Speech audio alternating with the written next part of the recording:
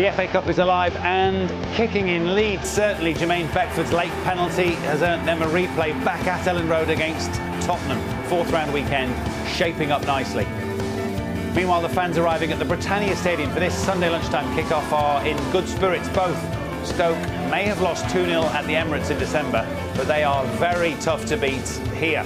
Mind you, Arsenal brimming with self-belief, having gone top of the league in midweek. Stoke City against Arsenal then for a place in the fifth round of the FA Cup, sponsored by E.ON. Afternoon to you. Kick-off here at the Britannia is at 1:30. Joining me in the studio, a youth team player at Stoke, before he became a Port Vale legend, of course, Robbie Earle, and Robbie's teammate at Wimbledon, who scored a few for Arsenal too, of course, John Hartson. Welcome both. John, is it too simple? Is it unfair to suggest this is brains against brawn? Well, I think Stoke do come in for a bit of unfair criticism at times, because people do seem to tag them with that label of being the old Wimbledon, the new Wimbledon, if you like, the way they launch it into the box. They've got the long throw. But it's a weapon. It's a weapon that, if Arsenal had it in their team, they'd use it. You know, Delap can launch it into the penalty box from anywhere inside the opposition half. But Arsenal certainly need to defend well, and obviously that's why we know Campbell's playing. Yeah, and we've talked a lot about Arsenal waiting a while to win a trophy. This is quite winnable for them this season now, isn't it? Yeah, as you get to the fourth round and you think, you know, beyond this, you start thinking of the Twin Towers. But it is a contrast of styles. I think it's about different personalities, different ways of playing football. I think today is about who can impose their will on the opposition more and probably win the game. Yeah, let's look at the two teams, because they make interesting reading. The return first, John, of Sol Campbell for Arsenal. Yes, well, we you know, Campbell and Sylvester. Campbell's obviously the one, he's been given his start today. For me, that's an interesting one. Just looking at Stoke, obviously, in terms of the team that's come up, but he will have to cope with Sidibe and Fuller and Rory Delap's long throw, won't he, Sol? Absolutely, and that's why he's probably in the side today instead of Gallas and Vermaelen, because he will go and stick his head on the ball, but he'll need to today, because he'll need to do a lot of defending. You look at the Arsenal team in comparison, just like for like size, they're going to be struggling on set pieces. That is a big Stoke side, and Sol's going to almost need to have a headache when he's going back on that coach. He's going to have to head balls, head elbows, head backs of heads. He's going to have to really stand He big. looks very fit, Rob, doesn't he? He looks as if he's really worked hard the last couple of weeks, and I think Wenger's filed a dossier on him, and he's really worked him into the ground, and he's fair play, he's reacted in the right way. Yeah, looking forward to that combination. Certainly Delap's long throws and Sol Campbell's defensive strengths. Still to come before kick-off here, the thoughts of Arsene Wenger and Tony Pulis' right-hand man at Stoke, Peter Reid.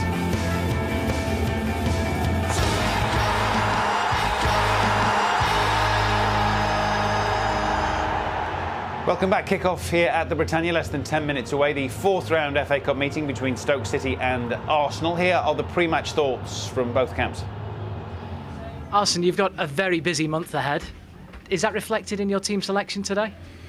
Well, we have today a team who has a good chance to win the game. That's all I thought about. You know, we focus to qualify, and some players had some injuries, some needed a little breather, and that explains the selection. I mean, if you give them time and space, they could play football with the best of them. You know, the likes of Fabregas, I think Walcott will play today, tremendous players. So you've got to deny him time and space, and we certainly be looking to do that. You know, we've got our particular style. It's effective, and we're hoping that it'll be a blood and thunder game, and not a silky smooth game. Now, you've got Sol Campbell back in the side today. What's expected of him now over the next few months? That he helps us to win things. As simple as that. That he leads the team today at the back with Mika Silvestre, experience. You know, we have some young players, so it's important to have a good mixture between experience and youth, and he can help us to do that. Is he exactly the type of player you need today? Because previous encounters between Arsenal and Stoke have been a bit fiery. He doesn't hide, you know, for physical challenges, and Sol is a fighter. When he's in the battle, you can rely on him, and that will be, of course, an important quality today in the cup game. It will be a test, John and Robbie, for Sol, and I would suggest a pretty big day for Theo Walcott. It's a pretty big year, this, with the World Cup looming at the end of it. Definitely, and he gets an opportunity today, but you know, in regards to Sol Campbell, there's still some question marks over his if he can still play at the highest level, because he's been out for so long.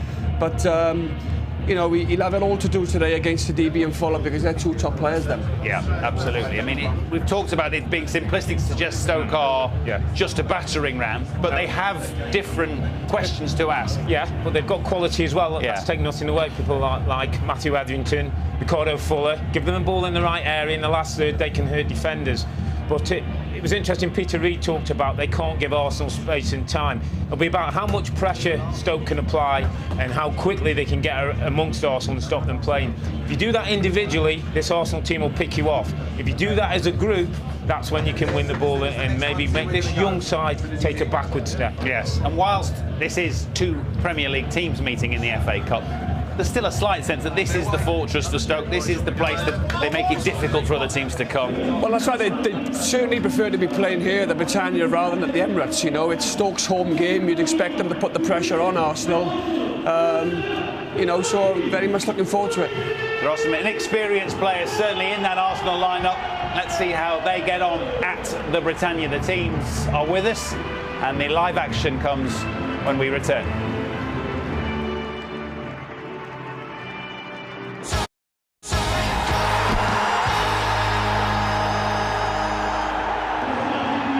Arsene Wenger at the Britannia. Stoke versus Arsenal. Time to join our commentary team here this afternoon. Gareth Southgate, and first, good afternoon, Clive Tilsley. Afternoon, Matt. Ask any boxing fan for the classic matchup, and they'll always pick a fighter against a boxer. That's what we've got here today. Two teams that make no apologies for being different in style. Arsenal, the stylish counter-punchers. Stoke City, the toe-to-toe sluggers. Their hand's been weakened by an injury to skipper Abdoulaye Faye. Daniel Collins returns to the defence. One of three changes to the team that came back against Liverpool here last weekend. Glenn Whelan is recalled to the midfield. Ricardo Fuller gets the nod over Tuncay up front.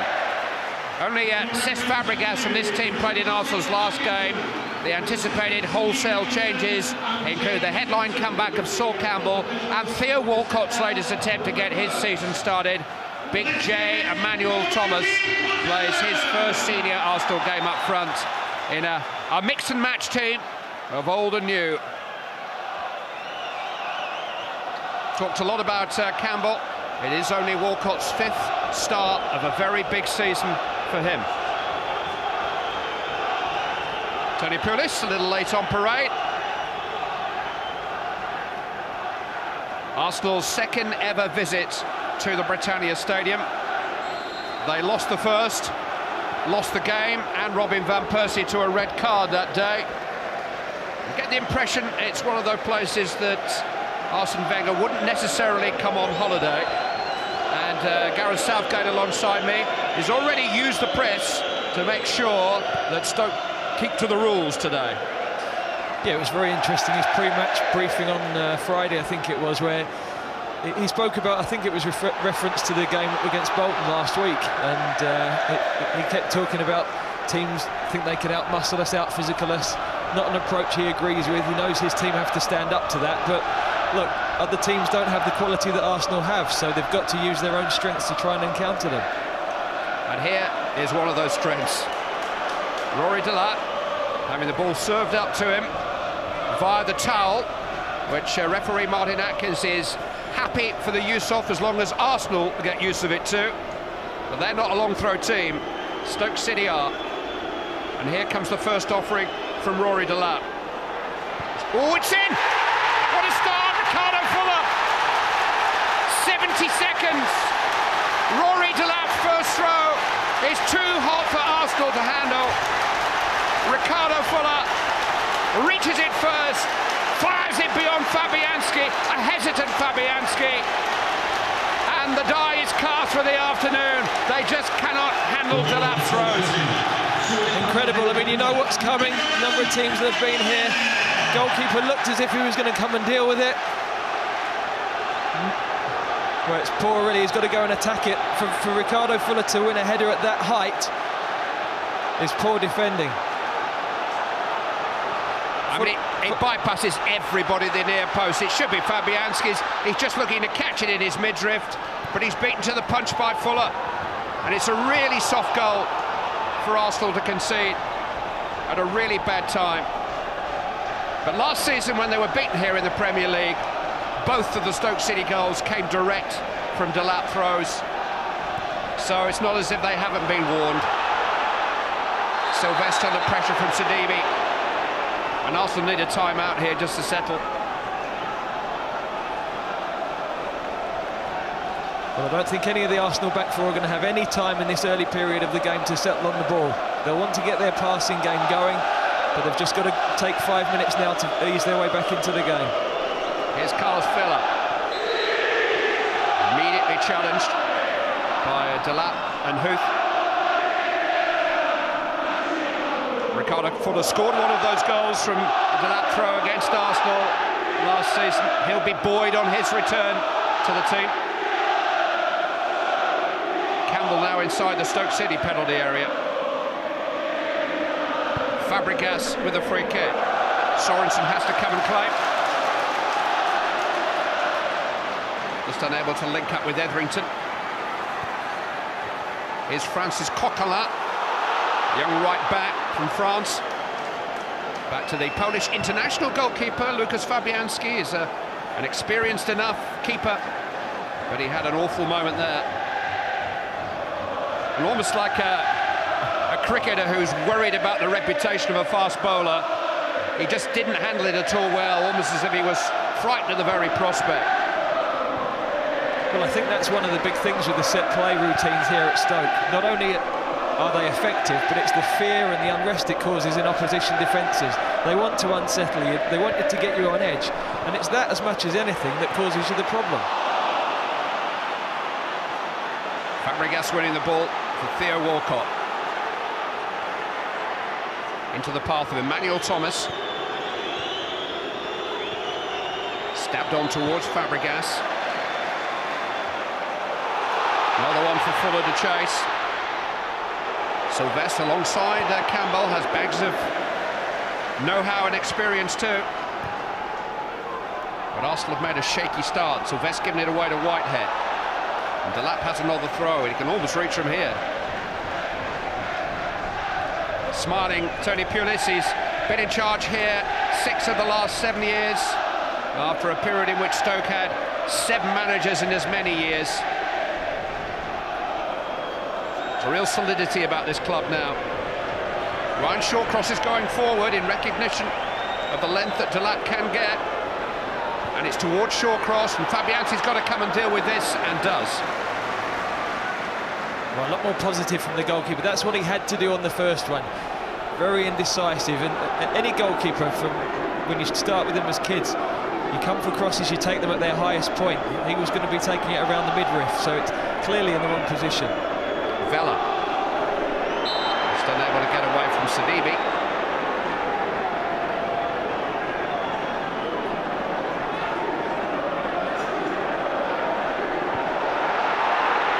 Quickly taken, Traore. He's unmarked. Head away is a firm one though for Collins.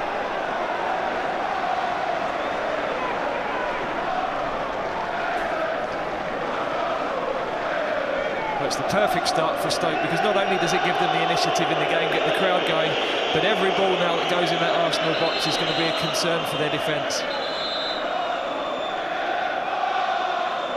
This is the 8th time the FA Cup has thrown these two together, and Arsenal have prevailed in each of the other 7. They beat Stoke 2-0 at the Emirates just last month, but this is not the Emirates, not by nearly 200 miles. Vela's foot was high. It's a reminder to those of you watching us on Freesat with high-definition televisions that you can access our HD coverage by pressing a red button. I don't think Arsenal's defenders will thank Vela for giving away free kicks in these sorts of areas. It's taken by Etherington. It's towards Delap. Fell for Fabregas, but he's presented the ball to Whelan.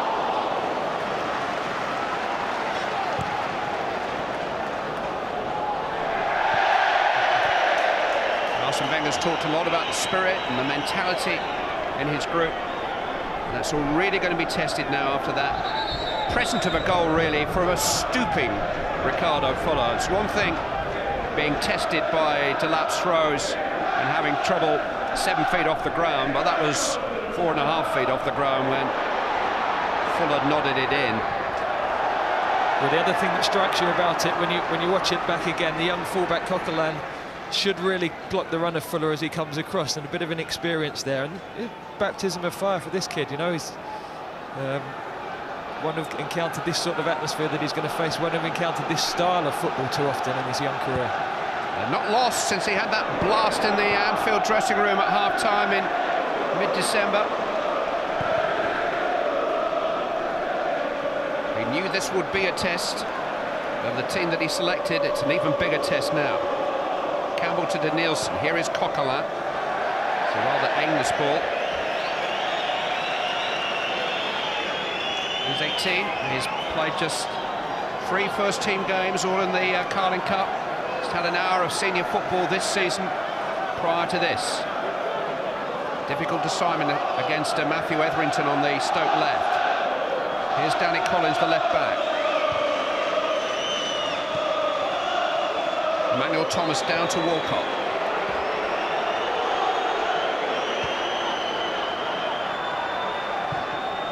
Rolled in by Eastman. Fed off by Fabregas to Denilson. Now Emmanuel Thomas tried to play it inside the fullback for Walcott. In fact, that fullback is the winger, Etherington, covering back. And now finding a way out. Campbell moved pretty quickly there. But he wasn't alert to the possibility of a fairly ambitious return ball from Francois Coquelin.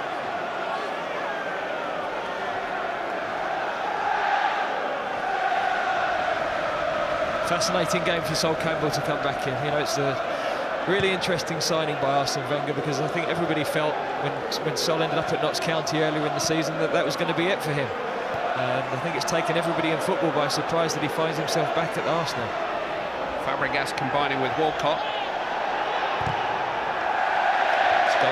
In some senses, it's the perfect game for Campbell, who is first and foremost a defender. A big man who can look after himself in the air. Walcott felt he was impeded there. But we read that he was nursing a bit of a neck injury last week. This is not the place to cover the neck injury. And by Sidibe. One for Fuller to chase. Sylvestre under pressure, concedes the corner.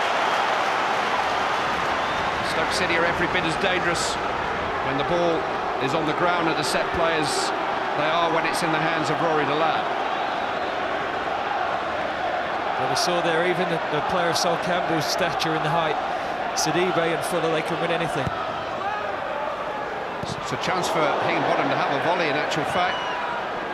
A really good chance, which he didn't make the most of it, rather caught him by surprise. Tossed back in by Collins.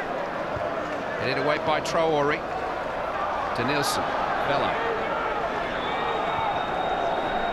Fabregas. Swept into the path of Coquelin. He hasn't settled at all, the young right back. Well, just at this moment in time, it looks a bit much for him, doesn't it? Very edgy with a couple of his passes. Probably feels slightly responsible for the goal going in. And he just needs to settle him down. And this is the type of situation where Arsene Wenger's glad he's got Sol Campbell alongside him. And Sylvestre and Campbell would be very important, their experience today.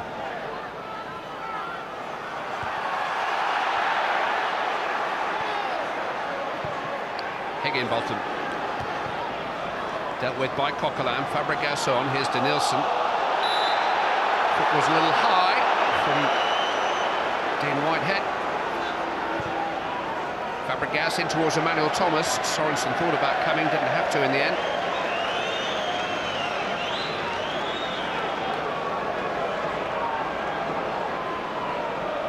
Only Chelsea and Manchester United had beaten Stoke here this season until Birmingham City prevailed at the Britannia just after Christmas. Stoke are unbeaten in 2010 so far, after a winless December. They've got their act together again. Vela, cut out well by Whelan.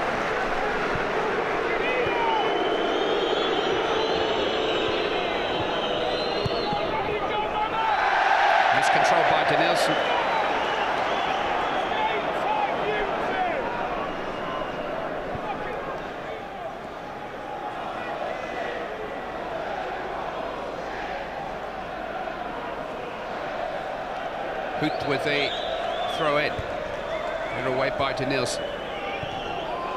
We're just trying to stroke it forward towards Fuller. Sylvester this time. Now Eastman. Emmanuel Thomas. Rugged play in midfield though by Glenn Whelan. Here's Danny Collins.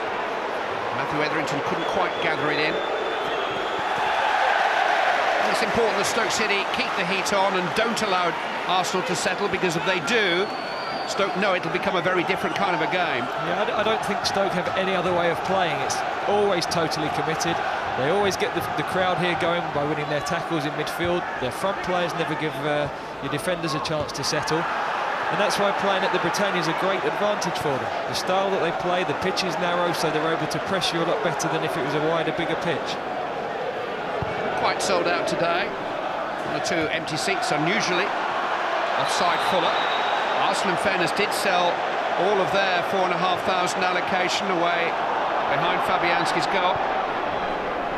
They had the best view of the goal that separates the two teams, scored after 70 seconds by Ricardo Fuller.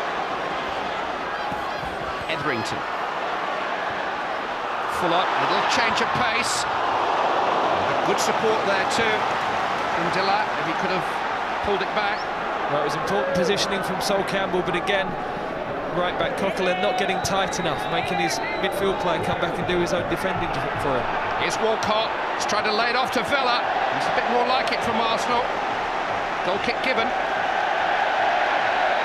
It was a good ball from Emmanuel Thomas initially. They think it should be a corner. It's a decent layoff. Oh, it is a corner too. It is. Campbell well positioned. Yeah, they're good positioning experience covering the near post area. It's his first Arsenal appearance since the Champions League final in Paris in 2006. He went off to Portsmouth for 3 years, lifted the FA Cup 20 months ago. His 3rd winners' medal. Ironic cheers as Stoke City are awarded a free kick by Martin Atkinson. He's just leaning on the top, but you know, those challenges are so difficult. You could give free kicks either way all day long on those. It is only football at this level, at senior level so far this season. 1 game for Notts County at Morecambe in September. And Notts County lost.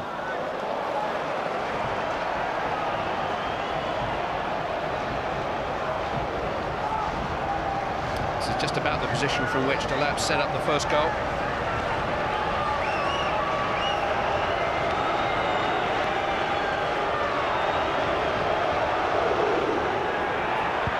Very long one, headed away by Eastman for a corner this time.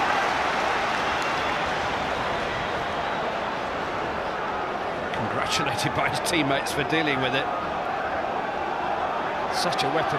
It's the trajectory of the throw. You know, the set plays in many respects. A lot of teams last season were happier to concede corners against Stoke than the throw-in because of the trajectory that Rory Delap gets. Etherington with a corner. It's Campbell who heads it away. One back by Rory Delap. Etherington's onside. And Traore wins the throw-in. You know, Gareth, if I was a manager, I think I would expect somebody within my squad to be able to come up with a long throw. I mean, it's a very valid weapon, and actually it's a great skill to be able to throw the ball that far. Well, it's something that most teams will have somebody in their club that they use. I think the other advantage that Stoke have, more often than not, they've got 6 or 7 players in their side of 6'2" or more. So not only are they challenging all the initial ball in, but they're very good at picking up the pieces off of that. Walcott's control just letting him down. That's nicely played between Etherington and Whelan. Fuller will chase the long ball forward. Sylvester comes across. Stoke get the award. Sylvester is hurt. But there's a role somewhere for anybody who could coach players to throw the ball long, to go around the clubs and make a few bob. There's a teacher from Yorkshire, Danny Brooks, broke the world throw-in record last week. Guinness Book of Records have recognised that. Maybe he's the man. Make his fortune. It's a corner this time. Fabianski with a punch, which is a pretty good one, clears his penalty area. Villa able to lay claim to it. throw into Arsenal. And that was good goalkeeping, very positive, good punch.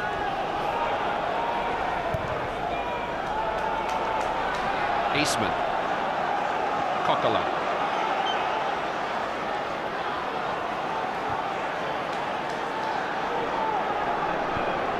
Eastman to Villa.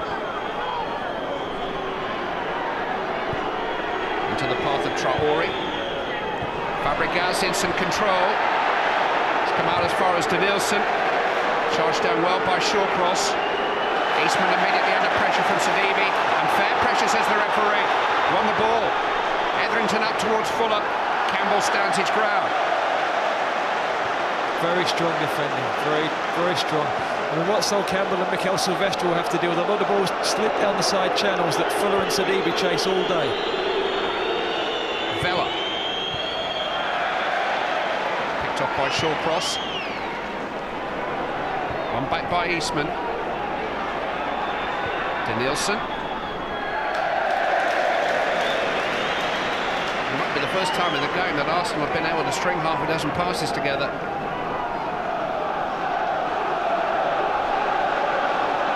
Tony Pulis' sides are always very well organised, always get their shape well. And the difficulty for Arsenal is what Stoke will do. They'll keep the middle of the park very compact. They'll allow Arsenal the width, and they'll say, well, go on, if you want to score against us, you're going to have to cross balls. And if you cross balls, we've actually got 4 centre-halves at the back that are going to deal with it. Yeah, the 2 full-backs are really centre-backs by trade. Eastman. Emmanuel Thomas. Into the path of Vela. Fabregas is a long way forward. Vela's crosses over here. The signs of Arsenal beginning to get their act together. Yeah, good link-up play from Thomas.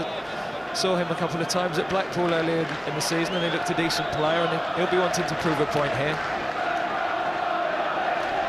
Etherington may require some treatment here.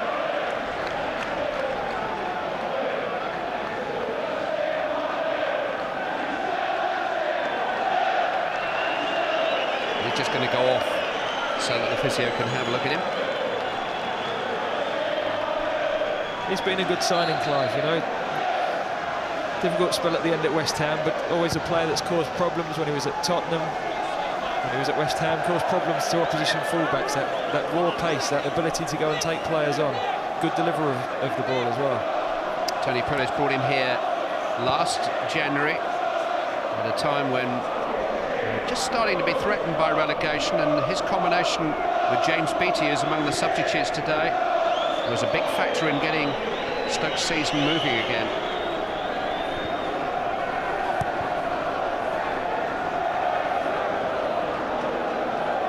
Campbell. Emmanuel Thomas. Danielson. Emmanuel Thomas just allowed the ball to slip under his foot, but he's quite an educated, cultured player. He played in all kinds of different positions for Arsenal. Danielson rushed. And then Whelan. But he's found Sidibe. Almost as if he's looking for Etherington, who's still receiving treatment, and instead Fuller occupies that left wing berth. And Arsenal were able to deal with it. Fabregas. He was taken late there by Whitehead, but he smuggled it into the path of Emmanuel Thomas. Just couldn't quite link up with Vela, though.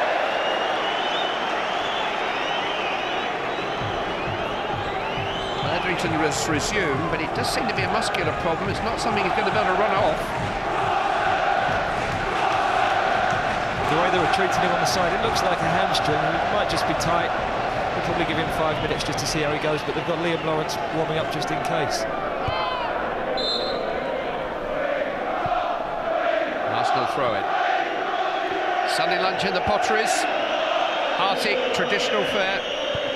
The FA Cup sponsored by Eon, continuing to offer us shocks and surprises. Arsenal behind here in 70 seconds to Ricardo Fuller's 4th goal of the season. A big miss kick by Shawcross, which Stoke have managed to get away with, but, well, up to a point. Delap and Sorensen not quite on the same wavelength.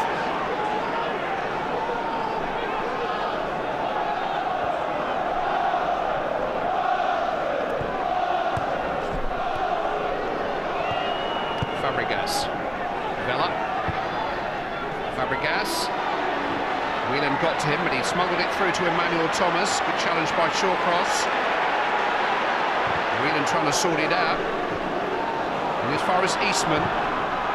Fabregas to Coquelin. Emmanuel Thomas. Heavy touch. Etherington. It's behind Campbell for Fuller to chase. He won't quite reach it. I suppose you could say good judgment by Campbell, who was happy for the ball to run beyond him. But those are the balls that Stoke are going to play all day, especially with Sol not having played for so long. They'll want to run him down the channel, test his fitness all the time.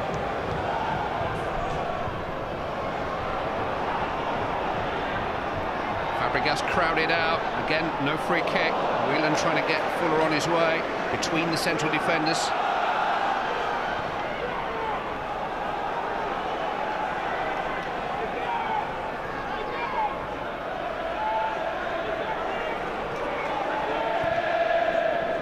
Sylvestre finding Fabregas beautifully into the path of Traore. Denilson.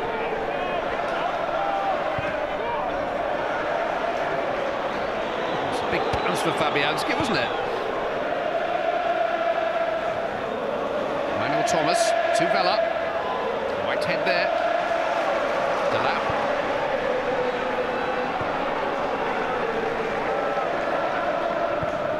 Forward by Higginbottom. Whitehead first to the ball. Nielsen tackling back. Traore though under pressure from Fuller loses out. And Fuller's found a way beyond Traore and beyond to Nielsen and pulled back for Sidibe. Still a chance with Delap maybe. Sidibe taking responsibility, having had a rather wild swing at the chance that came his way, and it was a chance. Well, I think Traore's got to be stronger there. He had two opportunities, one to win the first tackle, and then he was too easily beaten for Fuller to get the cross in for Sidibe.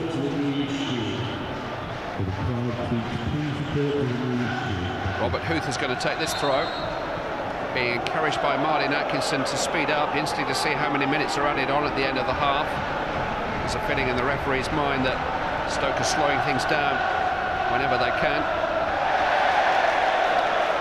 I think they will, because one of the things that always stands out about Arsenal's team, physically they can always blast the pace. I know they've got one or two that haven't played regularly here, but they're always in good athletic condition, and the longer the games goes on, you'd expect them to have plenty of possession, and you'd expect Stoke to have to work extremely hard to keep the ball. So I think when it is out of play, I don't think Stoke will be in any rush to get it back in a hurry. Huth will give way to Delap this time. Huth has gone into the box with Shawcross.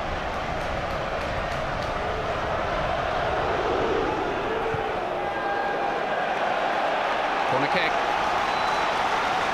Eastman taking responsibility this time again. You have to be physically brave in those situations, and you've got to be switched on mentally. Concentration's crucial on these set plays. I think he headed that out purposefully for a corner rather than another throw in. Etherington takes. Campbell with a firm header away, and it will be a throw-in. I think he started well, Sol Campbell. You know, he couldn't do anything about the goal, but when you consider how little football he's had, just that half a reserve game, I think he can be very pleased with the first half an hour. A little bit of rain around this morning. It's dry here now. Delap with the throw. And that flies close to the Arsenal goal, but off a Stoke head, apparently. I thought that came off Mikel Silvestre, actually. Didn't look like it, didn't it?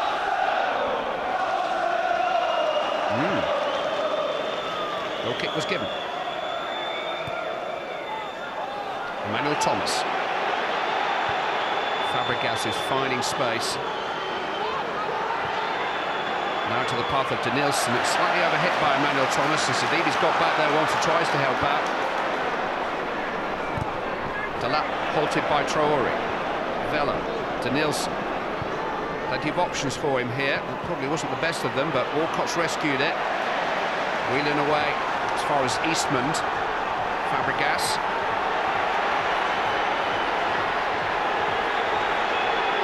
Traore with space.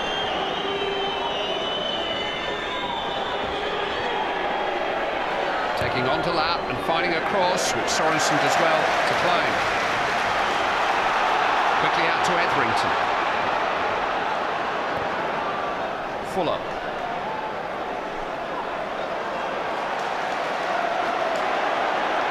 He's a confidence player, Ricardo Fuller, and what better boost to his confidence than a goal in 70 seconds here today. He has been substitute for much of the last month.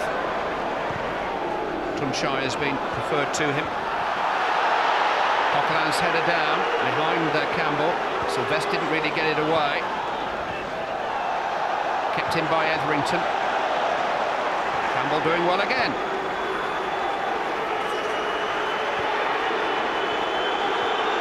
Calmly played by the former England defender, or is a recall still a possibility at 35?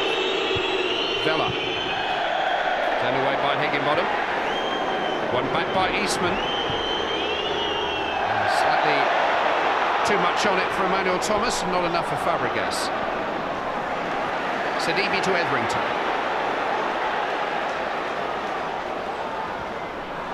Willing to tiptoe forward, but Eastman cut it out. Now Emmanuel Thomas trying to get beyond the defence for Walcott to chase. Haven't really been able to get Theo Walcott into the game yet. No. Not the spell there where neither side can keep possession. Changeover is incredible, really.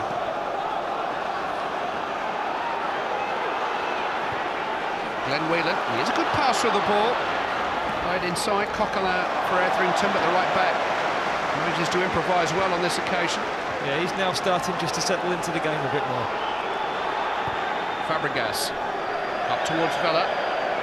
Sorensen is there. It's been a strange week for Thomas Sorensen, with Stoke City still apparently on the verge of agreeing a deal to bring David James to the club for the rest of the season. Sorensen himself has been linked with a move away to Bayern Munich in some of the gossip columns. He insists he wants to stay.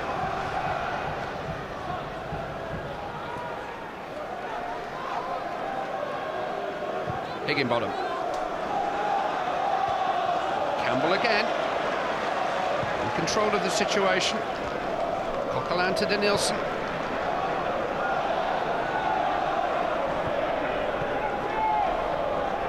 Fabregas.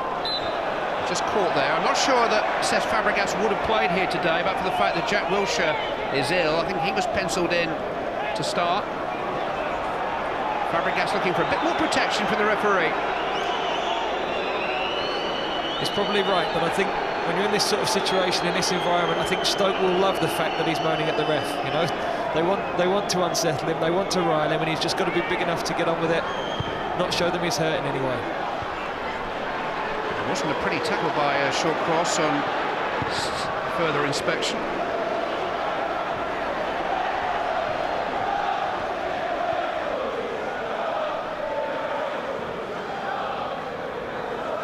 There's a fine line between letting Arsenal know they're in a contest and reckless challenges. Arsenal have been at the centre of one such discussion all week since William Gallas's challenge in the Bolton match in midweek. Headed away by Higginbottom.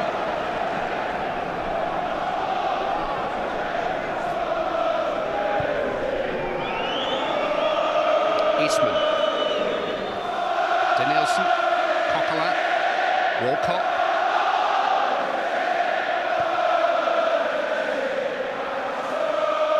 Fabregas to Traore.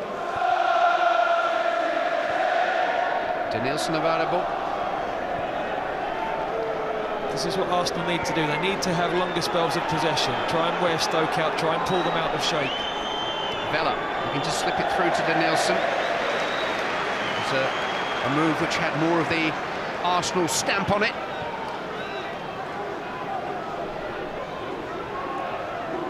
It's funny you see a big centre forward up there for Arsenal, Emmanuel Thomas, and you wonder whether it's going to be a slightly different approach from them, maybe a return to the John Hartson days, but with the greatest respect, John, he's a slightly different type from you, isn't he? He's an elegant player who likes the ball down on the ground. But I do think when you play this system with one front man, it helps if he's got the sort of physical presence that this lad has. Villa's given that away. One back though by Eastman, and then by Fuller. Delap.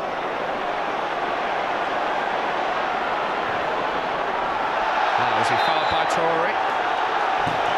Yes, he was. Free kick's been given. He was enticing Torrey to knock it out for a throw, really, wasn't he?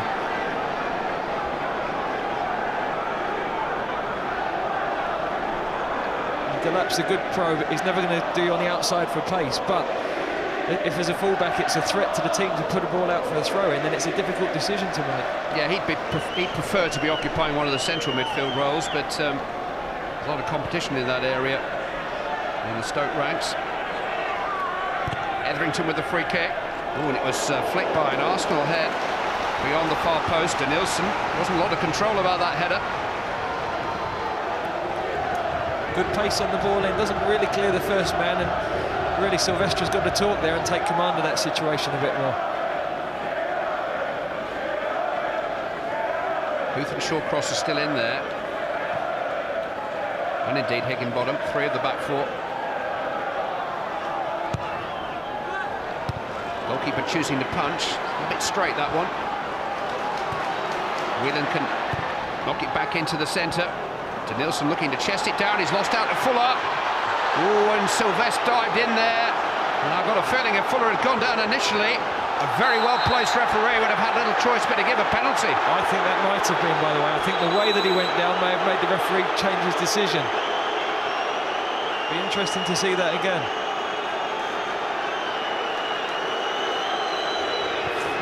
Mikel Silvestre doesn't get any of the ball there. Fuller tried to stay on his feet. Emmanuel Thomas, Fabregas, Walcott. He's got support here. Oh, it's a really poor cross from Theo Walcott. 3 up with him. Arsen's pretty disgusted with the end quality, I think, and it's so important. Their quality of ball into the box has got to be bang on. As we said earlier, those big men at the back from Stoke City, you've got to fire things in with quality. And that just seconds after this incident when, I mean, we talked a lot about diving in the last few months. Ricardo Fuller, all credit to him. He tried to go on, but I just wonder whether he's actually cost himself and his team a penalty in the process. Well, and this is the thing, isn't it? This is the great debate, because people talk about players going down too easily. When somebody tries to stay on their feet, they don't get the decision they should have done. That was a penalty for me. Etherington. Shawcross galloping forward. Going to be a throw-in. Delap will be invited to switch wings, and Shawcross will make his way into the Arsenal box.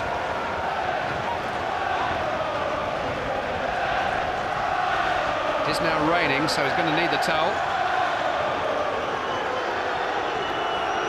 The only thing with this, you know, this is 15, 20 seconds, 20, you know, possibly by the time he takes this throw-in, but having run across from the right to the left, it might be nearly 30 seconds before that comes in. Here it comes. Fabianski has reached it after a fashion, and Arsenal have dealt with it after a fashion. Vela and Walcott combining. Vela's got there ahead of Whelan.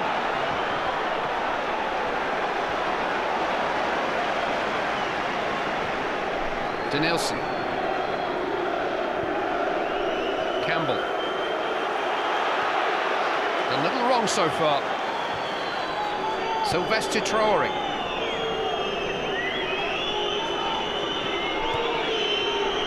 Vela.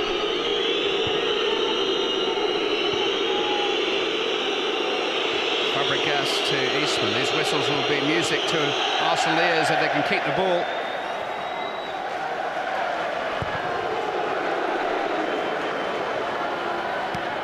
Etherington, and as far as Walcott, Coquelin now played in behind the fullback, but first time Walcott's had that opportunity to run beyond his man, and he couldn't quite catch up with the ball. I think what will disappoint him, apart from the goal, is just the quality of the passing. They haven't got the speed of their passing right yet. Haven't been able to unhinge Stoke often enough. Not easy here, because Stoke defend very well as a team. They're always very well organised. But you've got to make sure that the quality of pass is bang on and move the ball a little bit quicker than Arsenal are doing at the moment. Arsenal behind from the first attack of the game. They have one or two leading lights on the bench, including Andrei Arshavin and Thomas Rosicki, Eduardo, all available.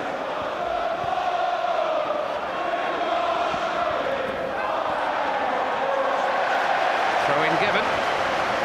Corner keeping Sylvestre under pressure. Should have put a watch on this. Now that was given 38 minutes and 5 seconds. Let's see when the throw-in is taken. When you're ready. 20 seconds. It's a good one too. Fired in that. Headed away by Coquelin. And Vela was fouled on the edge of the penalty area. Whelan the culprit. It's a fascinating difference in styles, isn't it? You know, there's no right or wrong way to play football, in my opinion. You have to admire teams for playing to their strengths. Arsenal far more pleasing on the eye to watch in this more aesthetic terms, if you like, and we'd all love to see our teams play great football. But when your resources are different, then you know you've got to cut your cloth accordingly and sign players that fit into the system that you want to play. Aside from maybe one short cross foul on Fabregas, Stoke have been fair. They have mixed their approach up in so much that it hasn't just been long, high balls up to the head of Sidibe. They've tried to play down the sides of the Arsenal central defenders. They've got Etherington, who gives them some genuine width and crossing ability from the left-hand side. So they're not one-dimensional. They're just different from Arsenal. Stoke have got players that can use the ball. You know, Etherington, Whelan, Whitehead, they're all capable of using the ball well. And sometimes you can get sucked into just worrying about the long throw and allowing them too much time to go and play. And they've got people that can use it. That's what they've done really well, and I think Etherington there's highlighted the fullback. He's very, very nervous, Coquelin. Straight into his face as soon as the ball went out. Collapse on the way again. Collins actually wanted to take a quick throw and get on with it. I mean, the referee really, if he added 7 or 8 minutes on, he could hardly complain. Well, I think he's got to hurry it along a bit.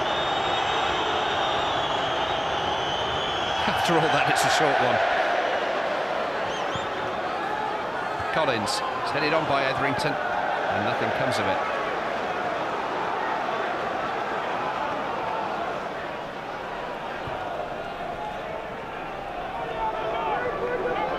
Vela. Traore. Looking to run Huth. Kept up with him. You know Robert Huth, you had him at Middlesbrough. This is not his favourite position. No, but you're not going to run him on the outside there in a straight leg race, because he can shift once he's into his stride. Handball given. Whitehead claims chest. Fabregas appealed for the handball. Again, Martin Atkinson was very close.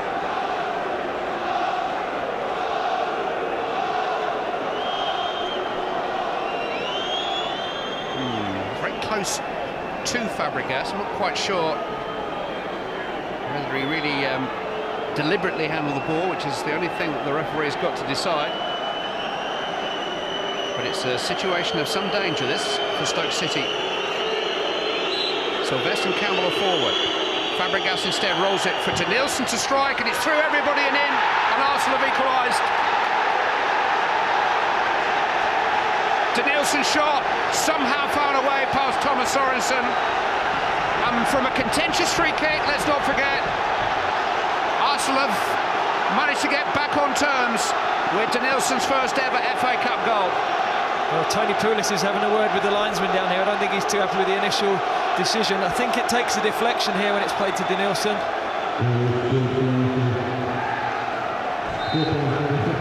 Who does it hit? Played across here. It's the initial charging player, I think, who gets... I think it hits Danny Collins just on the way through. Yeah, maybe 2 deflections on the way past a rooted Thomas Sorensen, who I think would admit he was culpable for the goal that Liverpool scored here a week ago, or partly culpable, but I'm not sure there was anything the Stoke keeper could have done there. Fuller at one end of the half for Stoke, Denilson at the other end of the half for Arsenal. Scored 3 times in his last 5 games now, Denilson. Here's Sidibe. It's a great time for Arsenal to score. I mean, it changes Arsenal's half-time team talk a lot, I'm sure. And although, having said that, he'll still want them to improve on the quality of their passing, and he'll want them to show more authority in defence, or certainly his goalkeeper. But oh, should it have been a free kick? I mean, it did roll up onto the chest of Whitehead. Don't think it hit Collins, did it? I think it was the initial charge. The first deflection after it left Denilson's foot. It didn't move a great deal. Maybe Sorensen should have reacted better. Wouldn't want to be in his dressing room at half-time. Might get worse here. Arsenal have a corner. Fabregas takes. Headed by Sidibe. It will be another corner.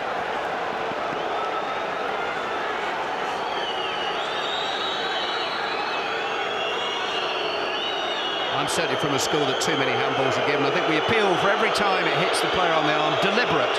That's all it says in the law. It's got to be deliberate. I'm not sure that was deliberate by Whitehead.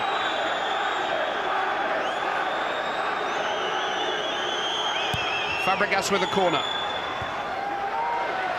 Headed away by Higginbottom. As far as Denilson. Campbell. Vela. It's charged down by Whelan, and Arsenal finishing the half on the up. big spell of pressure, important for Stoke that they keep this at 1-1 now. Came from behind at West Ham in the last round. And from a very shaky start, Arsenal have grown into this game. Fabregas takes. Headed by Emmanuel Thomas. Oh, unnecessarily headed behind by Shawcross. Didn't get a big enough call from Sorensen. It's amazing how goals change the emotions of games and change the way that games are played out. And Stoke are fortunate that he's only put 2 minutes up. I bet they'd be wishing they'd taken those throws a bit quicker now. Vela with the corner. Might have another corner to defend.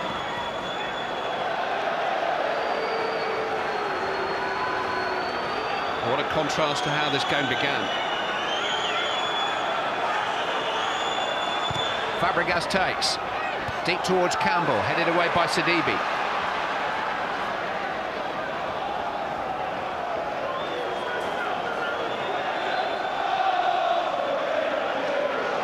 Tony Pulis will welcome the opportunity now just to regroup, get things together. They've played the half, I'm sure, for 35 minutes or so, exactly as he would have wanted it. It's just this spell at the end now where Arsenal are just starting to get back into it, really. Fabregas. Halted well and fairly. Free kick has gone in Stoke's favour. Robert Huth held back by Fabregas. That takes some doing. Here's the handball again. I mean, well, it does definitely hit the arm. It does. But it is ball to arm, maybe. I think that's the flick that took it away from Sorensen. I think there's two things. I think the ball slightly deflects, and I think because of the bodies that are in front of him, he just isn't able to see it coming through.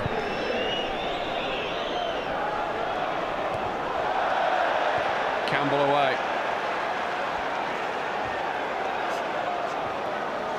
Here's Denilson. Fabregas reached that. Away by Higginbottom. Down by Traore. Vela can't keep it in.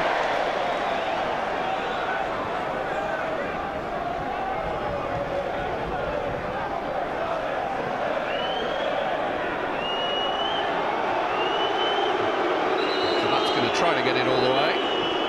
They've already played the 2 added minutes that were signalled. This is the last act of a fascinating first half. So that takes, and there's the whistle. Well, Stoke City could hardly have had a better start. In front in 70 seconds. Denilson heading in the long throw from Delap. but Arsenal finished the half the stronger, and Denilson's deflected free kick has squared it up at Stoke City 1, Arsenal 1. Well. Well,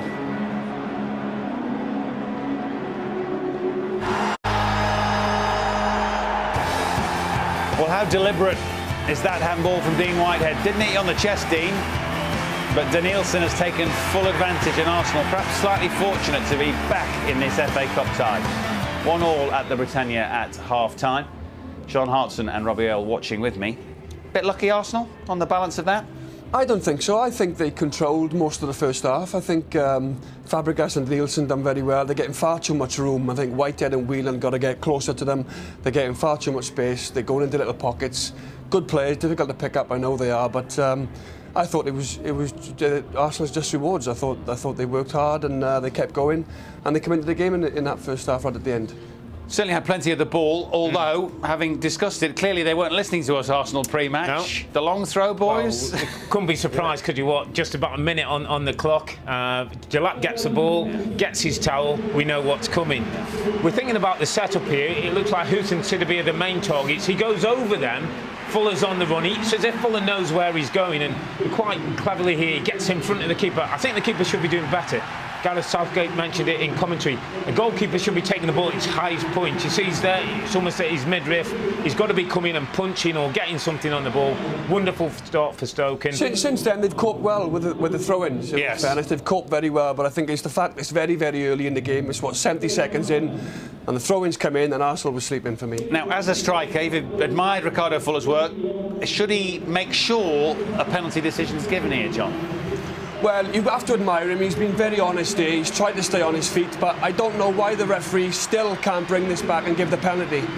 You know, he's saying, well, let's just see if he can stay on his feet. And that's a foul. That's a foul. That's definitely doesn't get just in the box, yeah. And it's a foul for me. It's a penalty. If that's anywhere on the pitch, I think he gives a foul there. Yeah. I think because it's just inside the 18-yard box. See, Martin Atkinson's right on the situation. Doesn't give a big decision. Yeah, he does give the free kick that leads to the equaliser. Handball for you two? Some debate. I mean, it's a clever flick by Fabregas, who started to have an influence on the game. He brushes Whitehead. Was it deliberate? I'm not so sure. I think they're a little unlucky, and they're certainly unlucky here. One deflection from Whitehead, possibly another from Collins. I think Collins, if Collins is just creeps off the wall slightly, I think he closes this down. He just goes a little bit too late. He lets Fabregas play it to Denilson, and he goes off Fabregas's pass. But I think if he's creeping off the wall, I think he's got a little bit of less ground to make up, and he might block that. We talked about Sol Campbell pre-match. How do you think he's done, John? I think he's done excellent. He's looked as if he's never been away. You know, he's early on in the game, he missed a couple of headers against Sidibe, but he's realised, right, I'm in the game today. I'm up against two big, strong lads. He's gone and competed well. He's rallied. He's got Sylvester going as well. Sylvester's cleared some headers. I think he's done excellent. I really do, for someone who's been out for so long. I think listen, when you can have as much training as you want, there's nothing like this. There's nothing like Stoke giving balls. He will have to learn this. Don't give throw-ins away there, Sol. Come on, you've got a lot more experience than that. Corner. Yeah, old instincts die hard, I'm sure. So, 1 each at half-time. Arsenal right back in this fourth-round tie.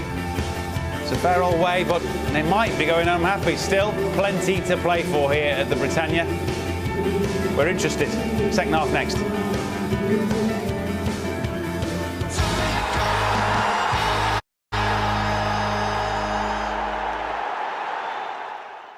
To celebrate the fantastic year of football ahead on ITV, we're giving you the chance across all our football shows to win the ultimate golden ticket for you and 3 friends to go to 4 major football finals next summer. Your first stop will be Hamburg for the UEFA Europa League final, with tickets provided by SEAT. Then it's straight back to London for the FA Cup final. Next is off to the UEFA Champions League final in Madrid, with tickets provided by Sony. And to top it off, you'll be heading down to South Africa to the 2010 FIFA World Cup final with tickets courtesy of Sony. The prize is for 4 people and includes flights, accommodation in all 4 cities and £10,000 spending money. All you have to do to enter is text TICKET to 65330.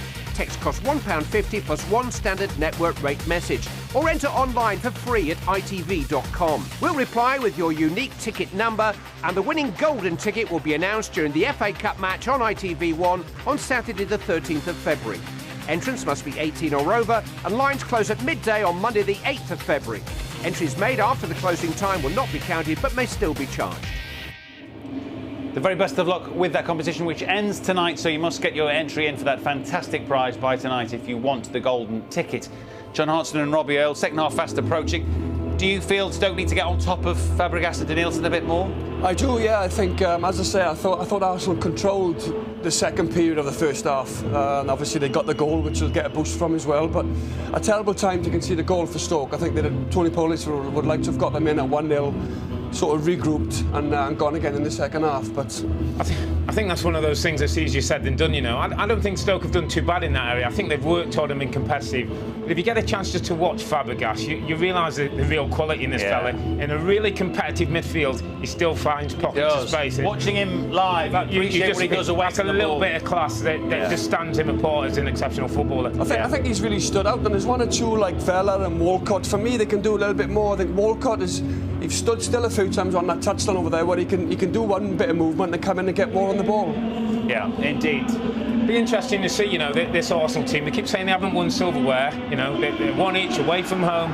Will they believe to be going now and get this done today and win the game? They won't want to replay. No, they've got a very big fixture list in the Premier League coming up, and some big hitters on the bench if they need them. But it is poised at 1-1. Both teams back out, so we can rejoin our commentators for the second half, Gareth Southgate and Clive Tilsley. Yeah, it's a good point, that, Matt. Arsenal travel to Villa Park on Wednesday, and that is the first of 4 Premier League games in 2 weeks against Aston Villa, Manchester United, Chelsea and Liverpool, and that's all before the next round of the Cup. The resumption of the Champions League soon after that, so we're really going to find out about Arsene Wenger's latest team, his latest squad in that period. But another fixture, a replay against Tony Pulis' Stoke the week after next.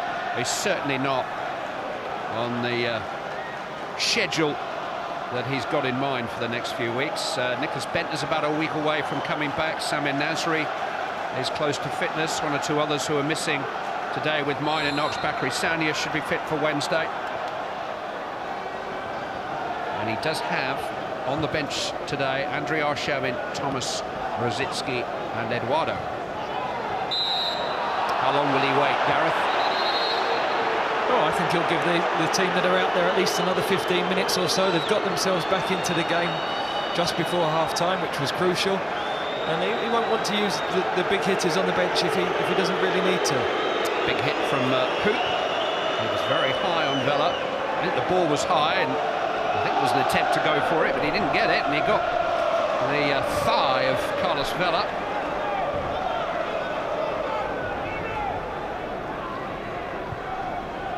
Just showing his tattoo. It's all part of the intimidation. Fabregas. Danielson.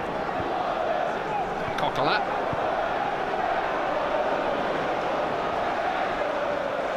Eastman to Traore. Vela seems okay. Arsenal getting back on the ball. Emmanuel Thomas. Walcott, who has been very muted so far. That's not a good pass either. I have to say, right now, he looks a million miles away from the World Cup. We've just not seen anywhere near enough of him in that opening period, and that one decent opportunity he had earlier in the game to get a cross in, he put it behind the goal. Difficult spell in his career. You know, he's not getting a lot of first-team football. He's had a lot of injuries, but if he has designs on going to South Africa, then he's really got to start impressing between now and the end of the season. He's getting on a bit too. He'll be 21 in March. Corner to Arsenal. I mean, that's the thing we forget. You know, he got in that squad when Sven was in charge, and you do think he's older than he actually is. Fabregas with the corner towards the head of Sol Campbell. He's got underneath a little bit. And how ridiculous is the notion that he might be on that plane? You know, when I look at England's central defensive options, and Rio Ferdinand's missed a lot of the season, and John Terry is the one we rely on. We've got Matthew Upson, Wes Brown and people, but Sol Campbell's got the quality and the experience. It very much depends on what happens with him between now and the end of the season, but I would think this will be the biggest bonus for Arsene Wenger from today's game. I don't think Campbell was penalised there. I think it was Fabregas in front of him. Oh, maybe it was the nudge by Campbell. Certainly Fuller got caught in the sandwich. Etherington into the path of Collins, trying to get round Campbell. Good recovery. Yeah, good defending. Arsenal were caught on the hop there. Stoke taking a quick free kick, not switched on, but good defending again from Sol Campbell. Whelan will take the corner. Booth and Shawcross are forward along with Higginbottom. Oh, and Fabianski had a bit of a flap at that, and it was Sol Campbell again who had to clear. Whitehead keeping the pressure on. Stoke have got the throw.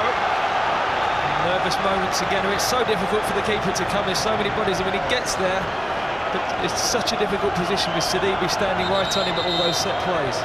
He scooped that almost off Sidibe's back. It's almost as if it went over the head of the big Stoke centre forward. Everybody back to their positions for a Rory Delap throw.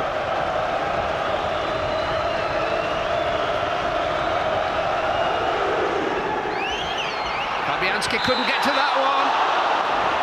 No, was that a free kick? The referee's certainly given a decision Arsenal's way. I think he's given the free kick, but it's either fantastic defending or an horrific miss, as it does come in the box. And he's impeded by his own man, isn't he? I think Ryan Shawcross there has just stepped across him. Yeah. I always think rugby union's an impossible game to referee. Those long throws and corner kicks, just about impossible for a referee to call. And it's not as if there was any shirt pulling or anything going on there. Etherington.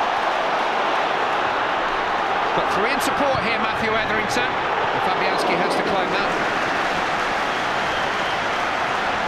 Good run and decent ball in.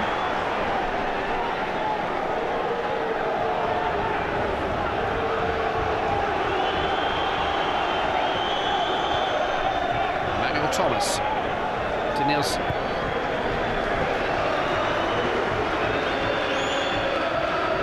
This game's wide open, and for all that Arsenal have more of the controlled possession, you know that the way Stoke play, they'll create chances, whether it's from open play or whether it's from a set piece.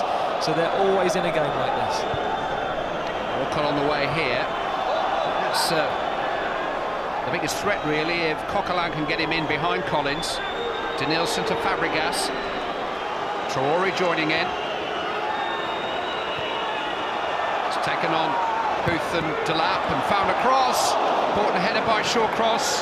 Really good work by Armand Traore. Fantastic the way he dug that cross out from that position. To Nielsen. Vela. Fabregas couldn't resist, and Sorensen had to deal with it. It's a corner, is it? Yep. Arsenal attacking the end behind which their massed ranks are gathered. Well, it's not the spell of pressure where Arsenal have been prepared to keep switching the play from one side to the other, trying to drag Stoke around, and that gives Fabregas a little bit of time to get a shot away. Fingertips from Sorensen. Fabregas with the corner. Headed firmly away by Shawcross.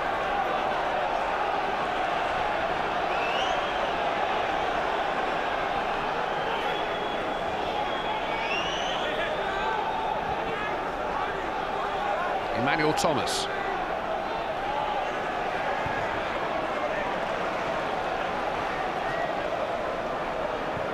Eastman back to Sylvestre. Traore. Eastman, no, he was so short, and Stoke can break with Fuller. He's got three with him. Ricardo Fuller, oh, he's driven Sidibe too wide. He was caught as much by surprise as anybody. And Arsenal are able to sort it out. Walcott intercepts. Got away with it, really, Armand Traore. It's a dangerous square pass in the middle of his own half there. Whelan's won it from Fabregas and found some space and found Etherington. Really good work by Campbell again. Coquelin slides in. Conceded a free kick already. He's hurt himself with the process. Yeah, I think as Matthew Etherington jumps the challenge, he just ends up landing on Coquelin there. Good footwork from the winger again, though.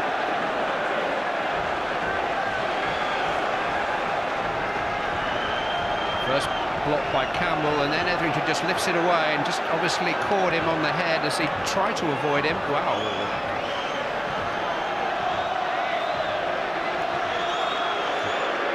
Etherington might have argued that he'd have preferred an advantage to be played there, but I think the referee would have had to stop it anyway because of Coquelin's head injury.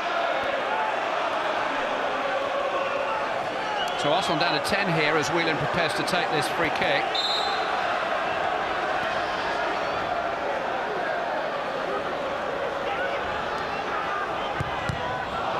Doesn't get it beyond Fabregas.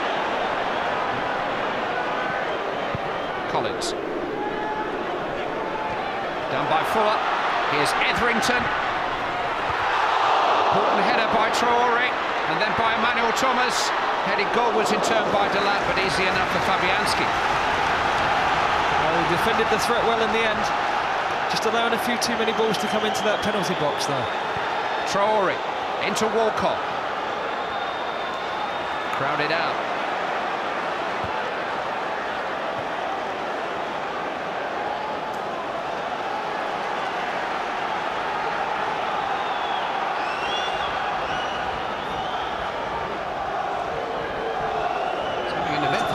Fabianski, and he was very grateful there to the intervention of Armand Traore.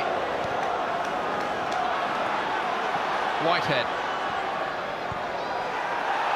Now, was he body check? Yeah, free kick. He's going on for Delap's return ball, and he was stopped in his tracks by Eastman. Well, he's just cut across him there. Scrappy period of the game, but that'll suit Stoke. You know, they don't want it to flow too much, they don't want it too end-to-end. They want it nice and controlled, they want to keep the ball in Arsenal's half as much as they can and pin them back. Yeah, I think a lot of the compliments we're going to pay Tony Pulis' team may seem like rather veiled compliments, but it is the truth. They don't want Arsenal to settle and get into a rhythm. Etherington takes, Fabianski punches, he's under a lot of pressure there, but Arsenal have the ball. There's some afters too, with short cross. Vela. Oh, it was a nice idea. Walcott had made a run to take people away. Play on, says the referee. Robert Huth on the way back. It was him that had roughed up the goalkeeper, not short cross. And Fabianski happy to settle for a goal kick here. And clash with Robert Huth. It's a good punch again from Fabianski. It's a ball that Huth's entitled to go for. Not too much in that for me. I'll tell you what was noticeable when Arsenal broke from there, how quickly Stoke got 8 men back behind the ball. Fantastic recovery from all of them. And that's what Tony Pulis has bred at this club. A fighting spirit, good organisation, and really, you look at Stoke City and nobody really talks about them as being candidates for relegation anymore, and that's a credit to him in their second season in the Premier League. They're in 11th place in the Premier League standings, the halfway between the Champions League places above them and the relegation zone below them. Maybe says something about the weighting of the league, that they're only 6 points clear of the bottom 3, but 13 points shy of the top 4. The top flight is a little bottom heavy.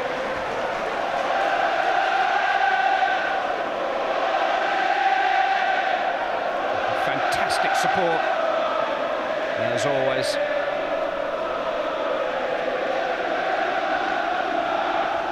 Well, it's the Arsenal travelling supporter over the sing-song at the moment. Fuller has won the ball from Sylvestre. He's got options here, goes for Glory. And it's scored home and away against Arsenal.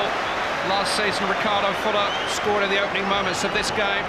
He's buoyed up. And Mikel Silvestre's got to deal with that a lot earlier. He knows that Fuller's going to be onto everything. He'll be looking for... Tony Pulis will be looking for him to hit the target with his shots though.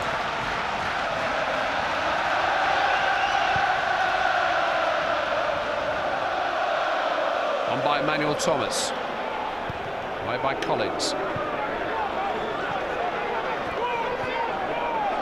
Coquelin kept it in.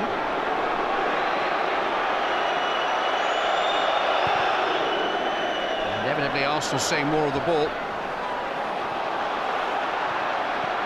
Stoke posing every bit as much of a threat on goal. Strong play by Huth. Dillard. Sidibe.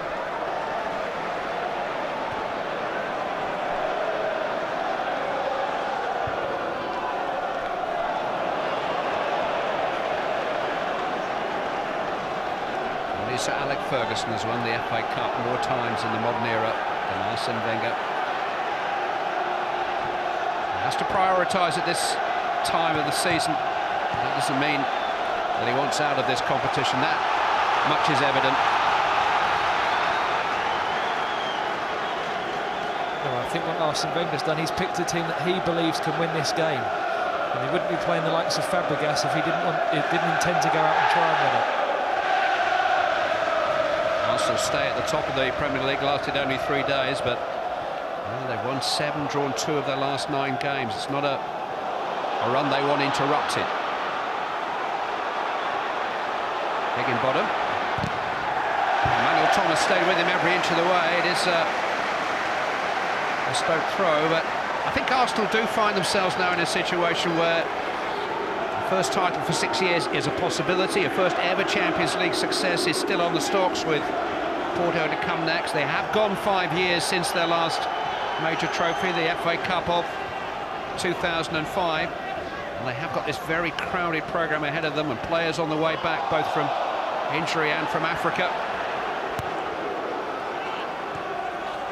Certainly a big couple of months for them. Denilson wanted a bit too long, Sidibe slid in, he's conceded a free kick.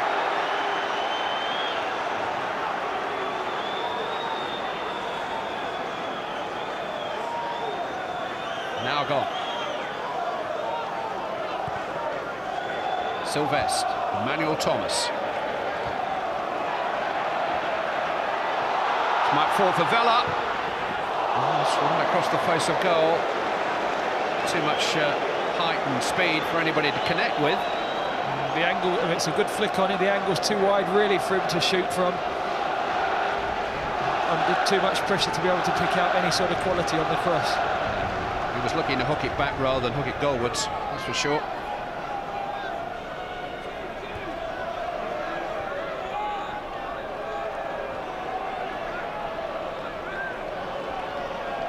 Sylvestre.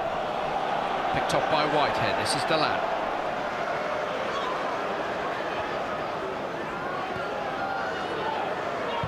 Shawcross. Campbell there. Wasn't going to allow Sidibe to settle. Stoke have it. Suggestion that Campbell might have been penalised, but for that. Sidibe to Collins. Etherington. Walcott trying to see out his defensive duties, but was guilty of a little shirt tug. I think that's a bit of frustration of what's happening for him when Arsenal have the ball. He's not really been able to find any space in the game. Just getting a bit frustrated in the challenge.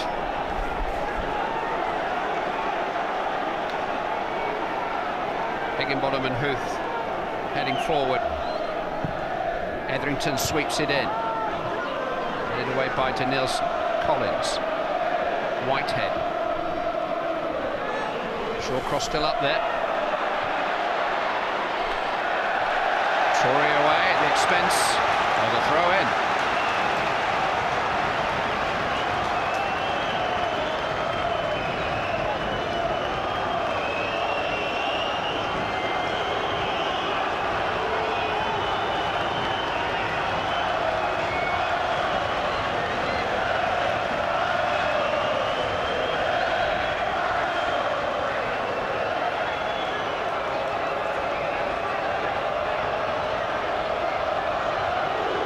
Throw. Fabianski's catch. It was too long, that one. Well, that's the height that he wants to be taken out, though.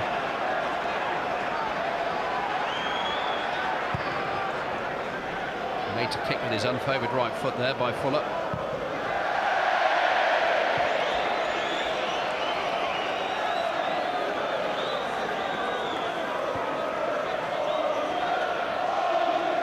I was looking at the laws regarding throw-ins, because the gentleman who broke the world record last week I was talking about throws with a a flip.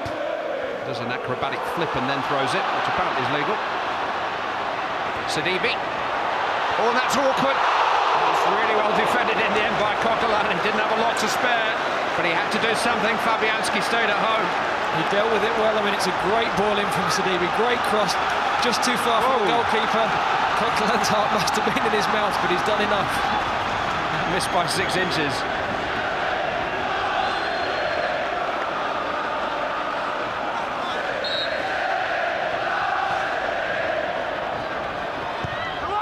Towards Shawcross at the near post, headed back by Higginbottom to lap down. Oh, he could have gone for goal himself. Whitehead, Fuller onside. Oh, good tackle by Emmanuel Thomas. Had to get that right. I think he was inside the box. Galloping clear. He's got Walcott ahead of him. He's got Shawcross catching him up. Vela to Denilson, and now Fabregas. Looked to lift it into Walcott, headed away by Higginbottom.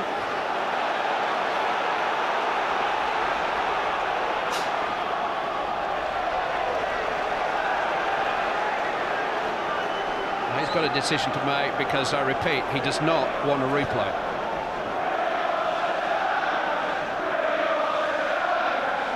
I don't think any of the top managers would care for a replay at this stage of the season. Peter Reid is Tony Pulis' assistant here, an FA Cup winner, 1984 with Everton.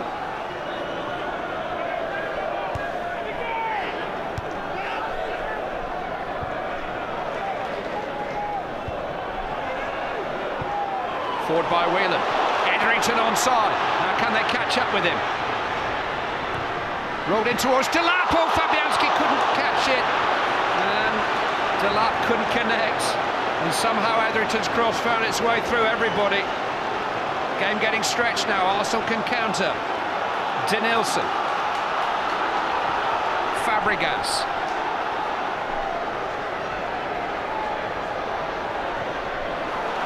One back by Whitehead. Early forward towards Fuller. Sylvester in control.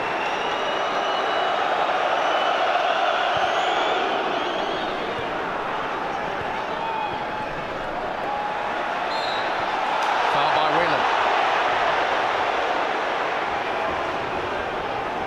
Well, Etherington's ball just before that earlier on. I thought he was just offside at the time, but he wasn't. He timed his run perfectly and... oh dear, it's like a box of chocolates, Fabianski, isn't he? You never know what you're going to get. Well left, keeper. Walcott's little flick header. Turned away by Huth. Good work by the linesman again there.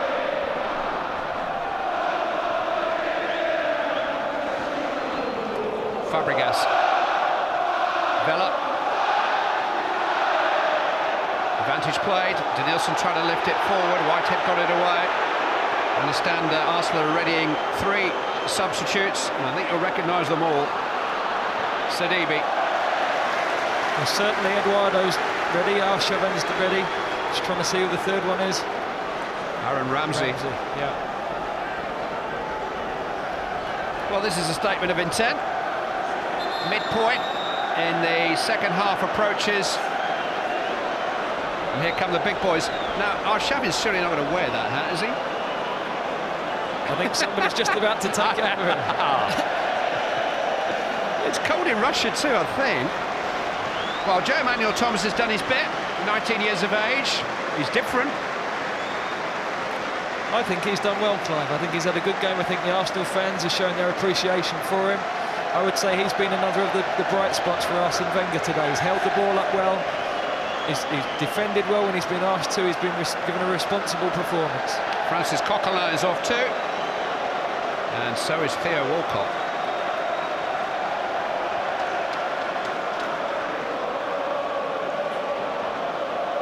Eduardo, who's actually started the last 7 games for Arsenal, so he was due a rest today. And this is a bit of a risk because Aaron Ramsey's been out for a couple of weeks with a hamstring problem.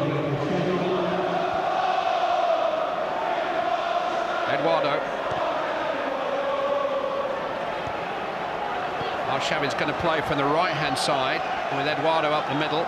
Vela still on the left. And Ramsey will join Fabregas and Denilson in the engine room.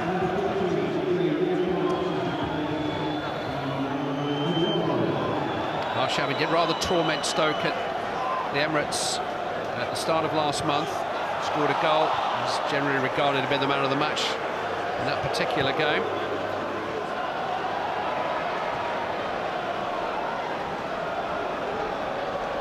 It was the game that got Arsenal's run going, really.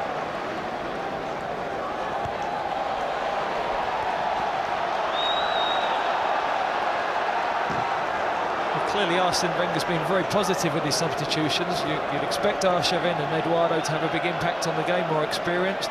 The one thing they will miss with Emmanuel Thomas going off is the height for defending set plays, which might give Stoke a little bit of an advantage in Arsenal's box. I think he's told Arshavin to mark Shawcross or Huth. Maybe that's why he was leaving his hat on. Headed by Higginbottom, Denilson. Ramsey. One back by Delap. So you get a little clip from Fabregas. Etherington. Craig Eastman, by the way, has now gone to right back. He's been playing in midfield, but he is experienced in that position. But he's been lost by Ramsey and Fuller. He might have done better there. Ramsey, a relieved man. Yeah, he's looking around. I think he wanted to shout that he had a man on, but he needs to be aware in those situations that Stoke City this afternoon aren't going to give any of those Arsenal players time to dwell on the ball in there. It's not a game you can ease your way into. Etherington. Looked like handball that by Eastman. That was handball. Stoke have it back as it happens. Whitehead. Early forward, Delap's onside here. First touch just a little heavy and Sylvestre got across. It's awkward to take. It's coming at a diagonal towards Delap and he just had to try to shake his chest and knock it down in front of him, and he did that much, but he just showed enough of it to Sylvestre, who's in trouble, and Arsenal have just made all three substitutions. Yeah, interesting. Very interesting. I mean, Sylvestre initially played Delap onside, actually. He was a bit deeper than the rest of the Arsenal back four. Recovered well as much as anything because of Delap's poor touch, but he looks like he's taken one for the team now. An awkward, bumpy landing for Mikel Sylvestre. Wasn't a terrible touch by Delap, it just showed enough of it to Sylvestre. Now, has he landed on his shoulder or? Well, Delap's caught him across the knee, but yeah, he has landed on that left shoulder quite awkwardly, hasn't he? Sort of landed on his elbow. You wonder whether there might be a little bit of a... That's the knee that's the problem.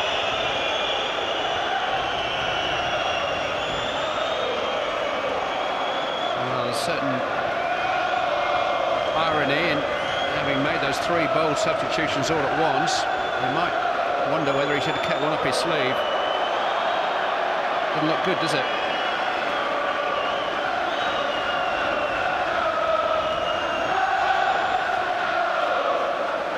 Interesting to see who's going to drop into the back while Sylvestre's off.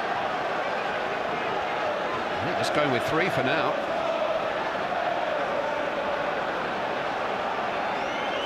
I think Fella's going to have to fill in at left back, and Traore will play alongside Campbell as Sylvestre tries to get some mobility back. There is Traore. Denilson whipping it away from Delap. Fabregas.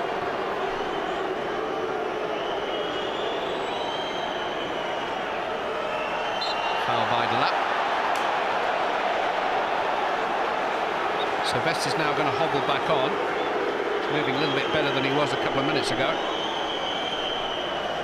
He's just looking at Arsene Wenger there. He's getting frustrated with the number of free kicks at the moment that Stoke are conceding. He feels, he's always one that wants his ball players protected, and to a degree he's right.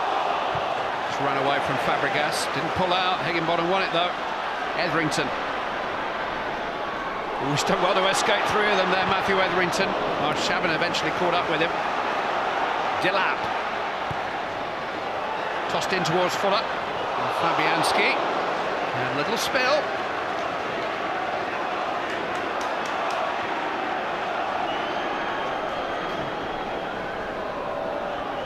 Stoke were ahead after just 70 seconds of this match. Ricardo Fuller heading in a long throw from Rory Delap, but Nielsen's free kick, deflected free kick just before half-time, equalised for Arsenal. Here's Carlos Vela. Aaron Ramsey. It's a clever ball in, and Vela's got behind. A really good tackle by Higginbottom, and it finds its way back into the hands of Sorensen. Very, very important challenge by Danny Higginbottom. So it's a great tackle. Really important tackle. Etherington stopped by Ramsey. Clever little back heel to Nielsen. Here's Arshavin. Ramsey. Eduardo. Fabregas. Pulled it back. This time it's Shawcross's turn to make an important clearance.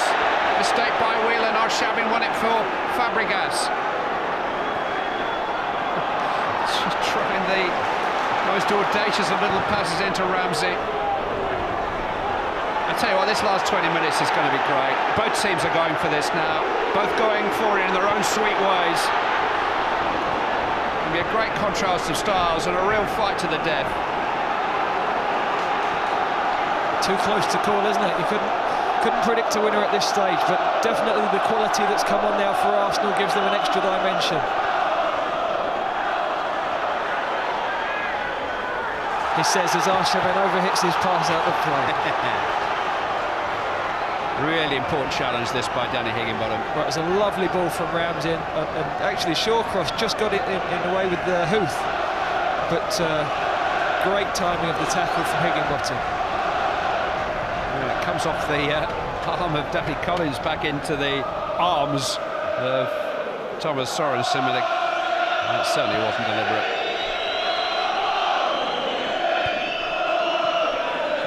Campbell, well won by Whelan. Here goes Etherington. Didn't quite keep that in. It's been a bundle of tricks though this afternoon. Matthew Etherington. He's been a cup finalist and another life with West Ham United. Tony Pulis is preparing a trio of substitutions too. Ramsey to Nielsen. Fabregas. That's a lovely pass. Vela. Crossed in towards Eduardo. Shawcross did just enough. Good positioning, but again you see Arsenal moving the ball that much more sharply now. We're going to see Tanchai and Beattie as a new front two for Stoke in a moment. Whelan up towards Sidibe.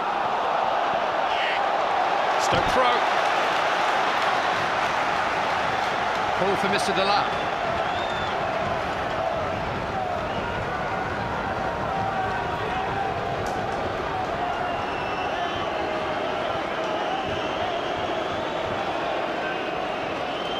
Shawcross on the way. Booth will join him. Lovingly cleaned, isn't it, Delap? He really befriends the ball before hurling it through the stratosphere.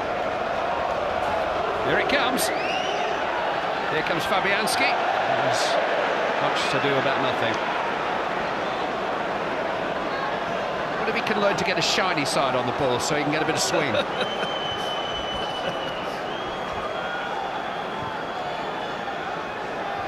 Nielsen. Arshavin. Whelan's 1x, done some good work in that area today, Glenn Whelan. Didn't particularly want that back. Fabregas, Arshavin.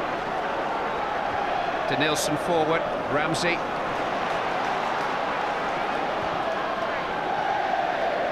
It was the introduction of Diaby and Nasri which really turned the third round tie at Upton Park Arsenal's way. The substitutions have a similar impact here. Sidibe. He's got Fuller with him. He's come a long way. Fuller! Arsenal on the brink. Stoke City lead with 13 minutes to go. Big Mama Sidibe galloped down the right-hand side. And Ricardo Fuller scores his second goal of the afternoon. And Arsenal has grabs Sidibe there, because although it's Fuller's goal, Sidibe has to take all of the credit for that. Running away from Danielson here, he couldn't get close to him, and the quality of the cross, inch perfect. Fuller just pulling off the back of Sol Campbell there, but it's a inch perfect cross. And Tunchai and Sidibe are putting Tunchai and Beattie are putting their tracksuit tops back on. That front two's working pretty well. Now Arsenal. Eduardo. They may not want to replay, but they don't want to go out either. Vela. Traore. Fabregas.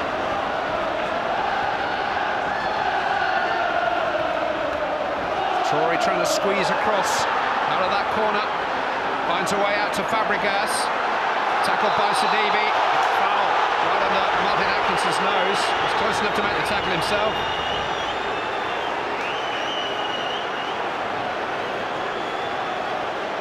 Did he get a touch there, the ref? I think Sidibe definitely caught him though.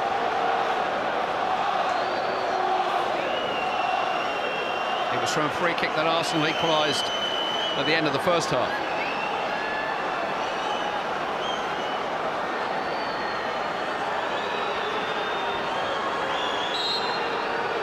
Fabregas will have a go here. Says Fabregas. A blast! Oh, it almost came off Sylvestre. And in, it is a goal kick. It's a chance. I think He thinks it should be a corner.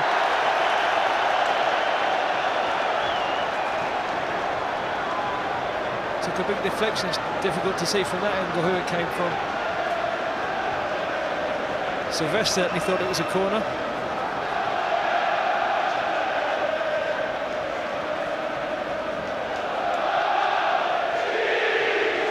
Arsenal went out of the FA Cup at this stage in Arsene Wenger's first season in charge.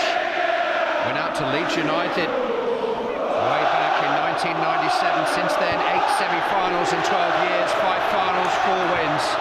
Fuller. Oh, and Traore just found a way out. No doubt in their commitment to the cup. And they've got to show more than that now. They've got to come up with something very special. Traore on the run, trying to link up with Fabregas. Corner, well done Glenn Whelan. That was good defending and an important defending. It was a lovely inside ball from Fabregas.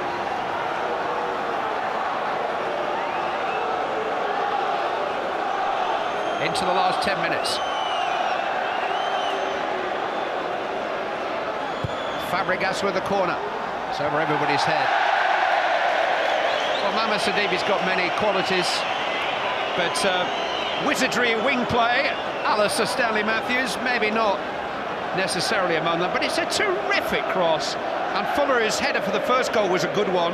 Might have been poor goalkeeping, but it was a good header. That's an even better one. Yeah, it is. You know, he's done everything that he'd asked. Head it down, back across the face of goal. It's a great goal, and as we said earlier, we can often be critical of the way that Stoke play, but that's good football. Sir Stanley Sidibe, renamed. That's what he does. That's better. That's what we expect from you. He's got some way to get a statue, likes to stand outside though, hasn't he? Well, he's never been a goal scorer, strangely for a centre-forward, never ever reached double figures in a season. But he's one of those big forwards that goal scorers love to play with.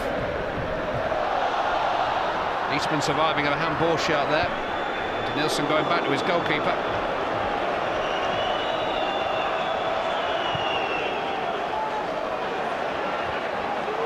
Headed by Collins. Campbell.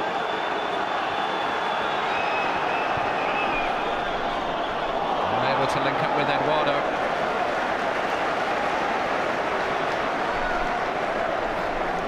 Manchester United out. Liverpool out. Arsenal on the brink. The big four.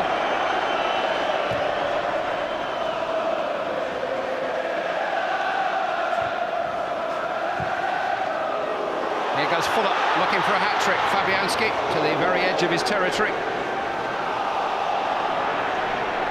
Danielson, run off it by Etherington. Whelan's won it again. Here goes Mama Sidibe on another run. Stopped by Ramsey. I thought he might have done a foul there. So did Tony Pulis, strangely. Here's Traore. The lapse there, though.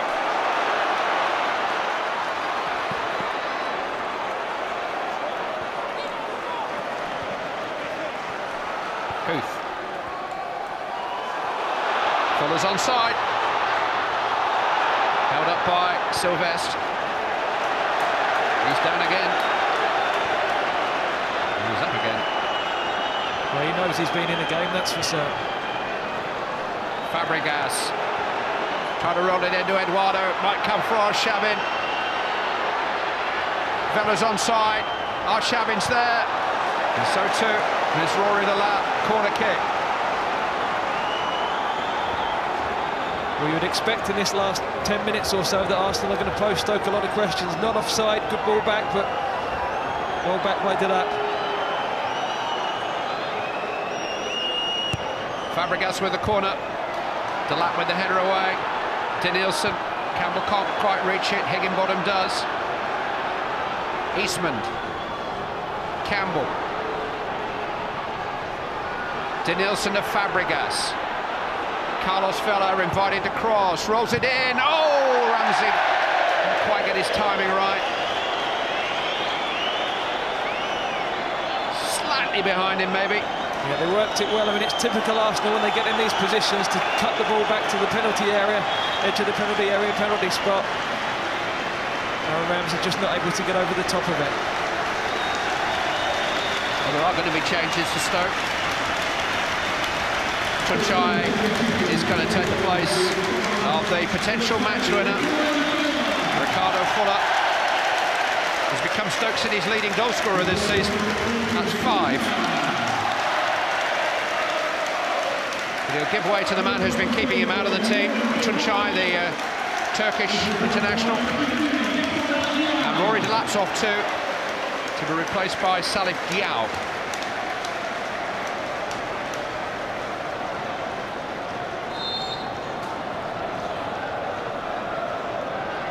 Well, Diao will go into the middle of the midfield and push Whitehead onto the right, a little bit more solid in the midfield. And they'll just be hoping for Tunçay to relieve some pressure by running the ball in behind Arsenal, I reckon. Sadibi to Etherington. Whitehead waits! Stoke City are there. Arsenal are out. 3-1.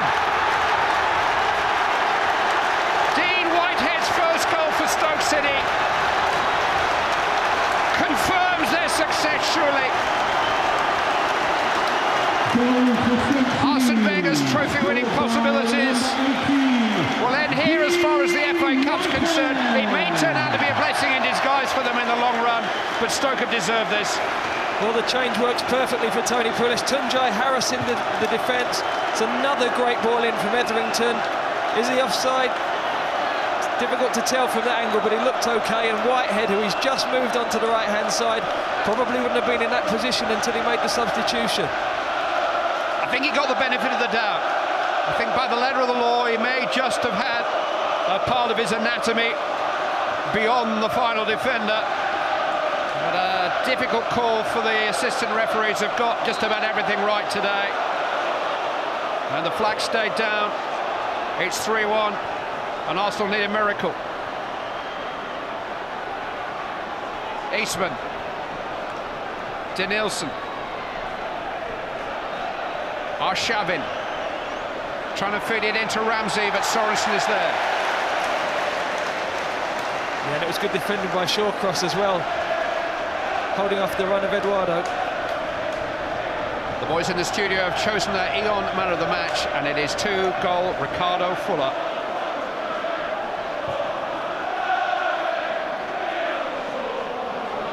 Header on by Sadibi, and here's Tunçay. It's 4! It's a landslide! That's handball. I think he's given handball. Oh, he's disallowed it for handball. The flag was down. Big smile both from goal scorer and referee. It's only 3. Only 3. Yeah, Tunçay just controlled that as he went through with the upper part of his arm, I think. It might just still be gettable then for Arsenal. Might. Sadibi's worked so hard, and here goes Tunçay again. He's onside. Campbell came across.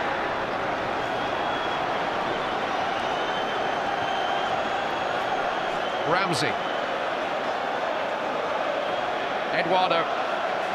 Ramsey charging on. He's found some space. Down he goes. Free kick. Good play. Well, you know Arsenal will never stop coming forward. Like all top teams, they'll never give in. It's just the case, will they run out of time?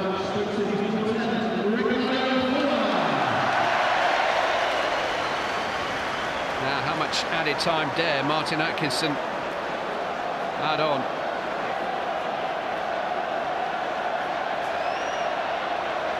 It will be Fabregas or Eduardo. It says Fabregas. Wall stood firm. Fabregas again, deflected on the way through, and Sorensen grabs it. It's a big Stoke wall, that. Big wall. This is the disallowed effort of Tunchai's. It's a good flick. I think you'll just see here. Yeah, just controls it with his right arm.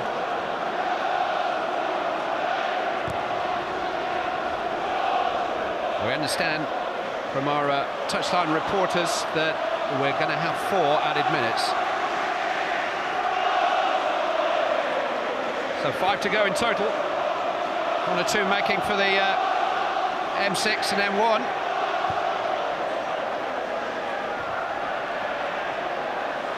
Tunchai trying to slip it through to Sidibe again.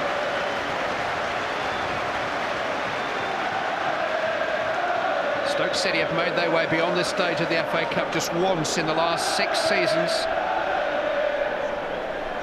Their older fans still talk about the semi-finals against Arsenal. 1971, 1972, both replayed, both full of controversy. There's been a lot of talk about revenge in the local press in the build-up to this. Stoke have not been further than the last 16 since the early 70s. But they're heading into the last 16 here unless Arsenal can come up with something very special. Eastman. That's not it. Well, we've seen some dramatic finishes in the Cup this year, but I think it's too tall an order for Arsenal to get 2 back in this space of time. 3rd goal by Dean Whitehead has surely confirmed it. He wasn't sure himself. He had a little look at the linesman there, didn't he, just to check.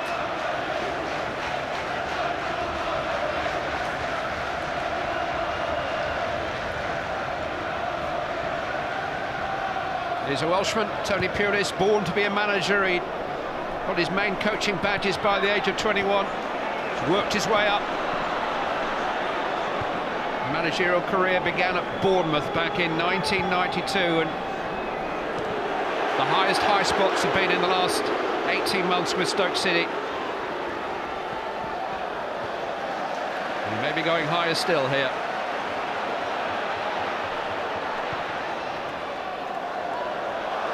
Tunchai's onside. 2 in support.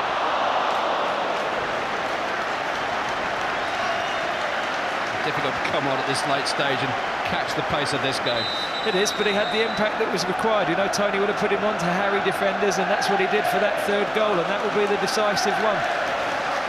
Danny Pugh is going to just give a little bit more solidity to the left-hand side for these closing moments and replace one of Stoke's outstanding performers today, Matthew Etherington. Well recognised by his manager.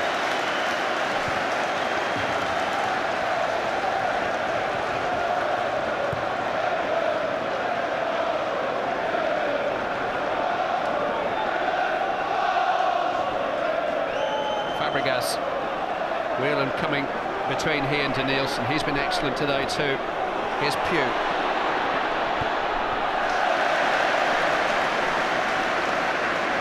I don't think there's been much in the game really, Clive. You know, Stoke will take the credit, and absolutely right. You know, they've deserved their win in the end because they've produced the moments of quality in this second half to produce those good goals. But you know, up to 15 minutes, 20 minutes from the end, it was wide open. Ramsey.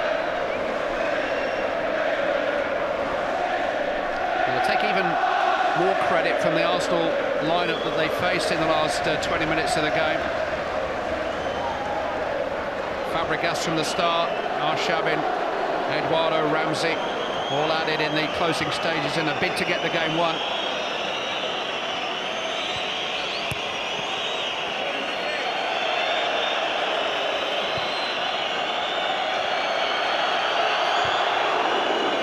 Fabianski away to Nielsen. Still they pass. Ramsey. They need 2 goals in 2 minutes, but does it change their style? Not really. Fabregas looking to play, are shoving in.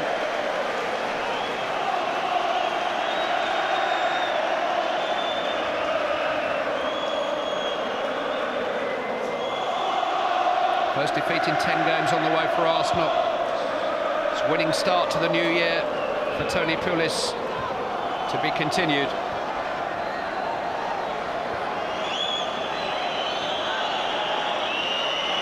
Well, and whilst Arsenal, maybe this wasn't the priority of competitions for them, they don't like losing. You know, they want to stay into it. They want to stay in every competition as long as they can.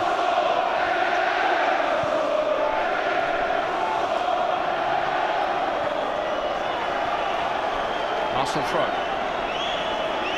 Ramsey looking to get on with it. Fabregas. And just leave it off the ball by short cross.